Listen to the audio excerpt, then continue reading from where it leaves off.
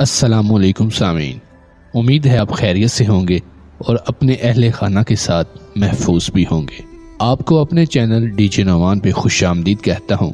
آج کی کہانی کا عنوان ہے سمندر کے اس پار، اور اس کو لکھا ہے ناصر حسین نے۔ جی تو سامعین، آئیے کہانی کی جانب بڑھتے ہیں۔ 12 دسمبر 2001 کی صبح میں اس درخت تلے کھڑا تھا جس پر کپڑا باندھ کر میں خودکشی کرنے والا تھا۔ میرے پاس خودکشی کے لیے رسی اور زہر خریدنے کے پیسے بھی نہیں تھے۔ اپنی بیوی کا پرانا دوپٹہ اپنی قمیض تلے چھپا کر میں گھر سے نکلا تھا۔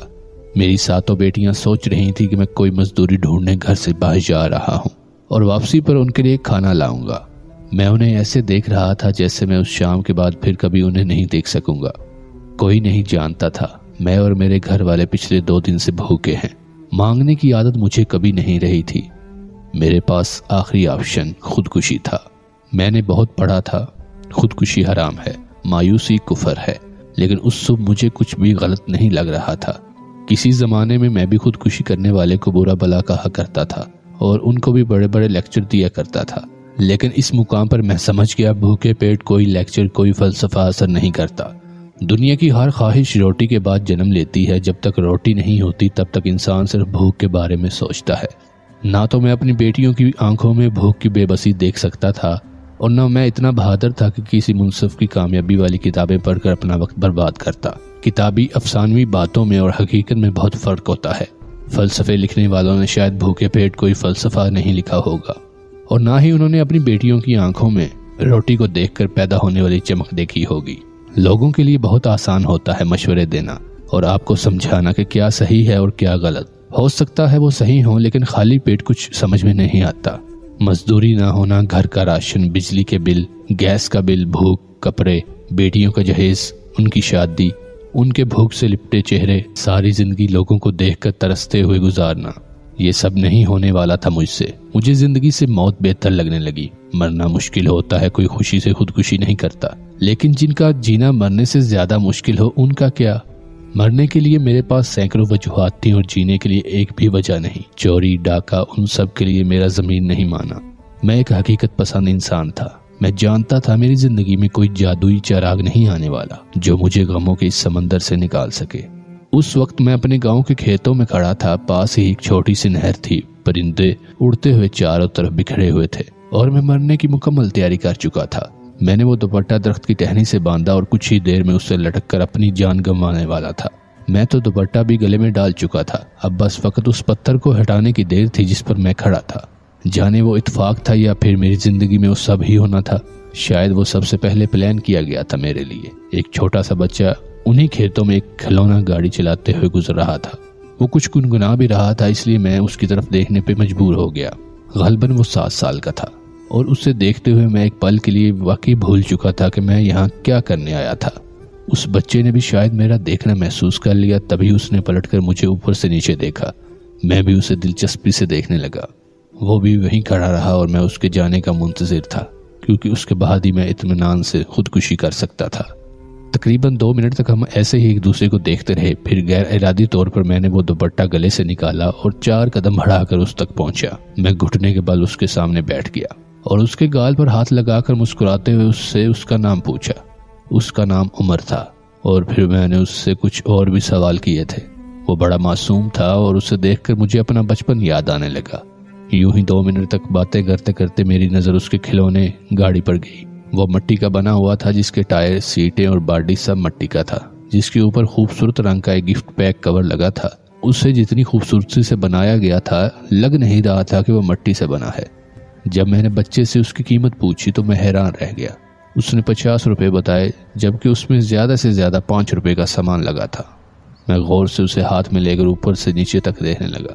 جتنی پتلی لکڑیاں، مٹی اور کور، ان سب کو ملا کر بڑی مہارت کے ساتھ بنائی ہوئی وہ گاڑی واقعی بہت خوبصورت تھی۔ بہت بار راستے ہوتے نہیں ہیں، لیکن بنانے پڑتے ہیں۔ بس ہماری ذرا سی نظر کی بات ہوتی ہے اور سب کچھ ہمیں صاف نظر آتا ہے، جیسے وہ پیاسا کوا تھا، جیسے اس وقت میں خود کو وہی مٹی کی گاڑی بناتے ہوئے دیکھ رہا تھا۔ ہر انسان سب کچھ نہیں کر سکتا، لیکن کچھ نہ کچھ ضرور کر سکتا ہے۔ ایسا تو ہو نہیں سکتا کہ کسی انسان میں کوئی بھی ٹیلنٹ نہ ہو، اور دوسری بات، جادو نہیں ہوا کرتے۔ ایسے معجزات نہیں ہوتے جن سے ہم اپنے مسائل سے فوراً نکل کر خوشیوں کی ایک وادی میں پہنچ جائیں۔ جہاں شہزادے اور پریاں ہوں، یہاں لڑنا پڑتا ہے، محنت کرنی پڑتی ہے، بہت لمبا سفر طے کرنا ہوتا ہے۔ پریوں اور شہزادوں والی زندگی سے نکل کر دیکھو تو زندگی بہت مشکل ہوتی ہے۔ اس بچے کے جانے کے بعد میں درخت کی ٹہنی سے وہ دوپٹہ اتار رہا تھا۔ مجھے خود یقین نہیں آ رہا تھا۔ تھوڑی دیر پہلے میں دل و جان سے خودکشی کے ارادے سے یہاں آیا تھا، اور میں واقعی خودکشی کر بھی لیتا اگر عمر میری زندگی میں نہ آتا۔ ہر کسی کی زندگی میں نہ تو عمر آتا ہے اور نہ ہی عمر و عیار۔ کوئی خزانوں سے بھرا تخت، نہ ان کو اتنا سوچنے کی مہلت ملتی ہے، لیکن خودکشی آخری راستہ نہیں تھا۔ یہ میں نے بہت بعد میں جانا۔ خودکشی کرنے سے پہلے ہمیں ایک سیکنڈ کے لیے ضرور سوچنا چاہیے، کیونکہ خودکشی سے پہلے ایک راستہ ضرور ہوتا ہے۔ میں وہی اس نہر کے پاس مٹی سے جا کر وہی کھلونا گاڑی بنانے لگا۔ پاس سے ہی لکڑی اور میری بیوی کا دوپٹہ جسے میں چرا کر میں خودکشی کرنے والا تھا، اس کے ٹکڑے کر کے میں نے ان گاڑیوں میں بڑی خوبصورتی سے لگائے۔ میں اتنا ذہین تو نہیں تھا کہ ایک بار دیکھ لینے پر وہ سب بناتا، سیکھ جاتا، لیکن اس وقت حالات اور مقام ایسا تھا کہ میں صرف ایک بار دیکھ لینے کے بعد نہ صرف اس جیسا بلکہ اس سے اچھی کھلونا گاڑی بنا چکا تھا۔ میں نے اس صبح 12 گاڑیاں بنائی تھی اور ان کو سوکھنے کے لیے دھوپ پر رکھ دیا۔ تقریباً شام کے وقت میں اس جگہ سے واپس اپنے گاؤں کی طرف نکلا تھا جہاں میں خودکشی کے لیے آیا تھا۔ میں نے 50 روپے والے اس کھلونے کو 30 روپے میں بیچنا شروع کیا، اور کیا آپ یقین کریں گے ان 12 کھلونوں کو بکنے میں 12 منٹ بھی نہیں لگے۔ وہ میری کامیابی تھی۔ شام کو 360 روپے سے میں روٹی خرید کر میں گھر واپس گیا تھا، جہاں میرے سب بچے دروازے کو دیکھ رہے تھے اور مجھے دیکھ کر وہ بھاگتے ہوئے میرے پاس آئے۔ وہ تھی میری زندگی کی سب سے حسین رات، جب ہم سب گھر والوں نے پیٹ بھر کر کھانا کھایا تھا۔ اگلی صبح ایک بار پھر میں نے وہی اس نہر کے پاس جا کر مٹی کے کھلونے بنانا شروع کیے۔ 100 کھلونوں کو بکنے میں 100 منٹ نہیں لگے۔ میں جانتا ہوں قسمت ہر کسی پر اتنی مہربان نہیں ہوتی، نہ ہی سب کو اتنی جلدی راستے مل جاتے ہیں۔ کسی کو بہت وقت لگ جاتا ہے، کوئی لمحوں میں منزل پا لیتا ہے۔ اس شام روٹی خریدنے کے بعد بھی میرے پاس 800 روپے باقی تھے۔ میں نے کھلونوں کی نئی اقسام بنانا شروع کی جو کسی کے ذہن میں بھی نہ تھے۔ کام کی وجہ سے میرے ہاتھ مضبوط ہو چکے تھے، لوگوں نے مجھے کاپی کرنا شروع کیا تھا۔ میری زندگی میں خوشی بارش کی طرح برسنے لگی۔ میں نے کام میں اضافہ اور تبدیلیاں شروع کی، اور آج تقریباً 17 سال بعد میں اپنے شہر کا سب سے بڑا بزنس مین ہوں۔ میرا بینک بیلنس اتنا ہے کہ آپ لوگوں کی سوچ بھی ختم ہو جائے گی۔ میرے 2 ذاتی ہوٹلز ہیں، مختلف شہروں میں میرے 17 کالج ہیں اور 2 پیٹرول پمپ۔ میری مختلف فیکٹریوں میں اس وقت تقریباً 40,000 ملازم کام کر رہے ہیں۔ کل تک جو لوگ مجھے دیکھ کر منہ دوسری طرف کرتے تھے، آج وہ میرے قدموں میں سر جھکانے کو تیار کھڑے ہیں۔ کامیابی یہی ہوتی ہے۔ آج سوچتا ہوں اگر اس صبح میں نے اس درخت سے لٹک کر خودکشی کر لی ہوتی تو کیا ہوتا۔ اگر اسی لمحے عمر نہ آتا تو آج میں یہ ڈائری نہ لکھ رہا ہوتا۔ مجھے اپنی زندگی کا وہ دن کبھی نہیں بھولتا جب 2 دن کا بھوکا میں خودکشی کے لیے اپنی بیوی کا دوپٹہ لے کر گیا تھا۔ میں آج بھی تقریباً ہر دوسرے مہینے جاتا ہوں وہیں اس درخت کے نیچے اس نہر کے پاس، اور گاؤں والے مجھے دیکھ کر سوچتے ہیں کہ میں اس درخت تلے بیٹھ کر کیا کرتا ہوں۔ آج مجھے دیکھ کر کوئی سوچ بھی نہیں سکتا۔ 2001 میں بھوک کی وجہ سے زندگی سے مایوس ہو کر میں خودکشی کرنے درخت تلے کھڑا تھا، اور آج 2018 میں اتنے بڑے شہر میں میرے ٹاپ کا کوئی بزنس مین نہیں ہے۔ چلو آج کی ڈائری ختم کرتا ہوں۔ جی تو سامعین، آج کی یہ کہانی سمندر کے اس پار آپ کو کیسی لگی؟ اس کہانی میں ایک خوبصورت سا میسج تھا کہ انسان زندگی کی تلخیوں کو چیلنج کرتے ہوئے مستقل مزاجی سے کوئی بھی کام کرے تو ایک دن اللہ پاک اس کو کامیاب کرتا ہے۔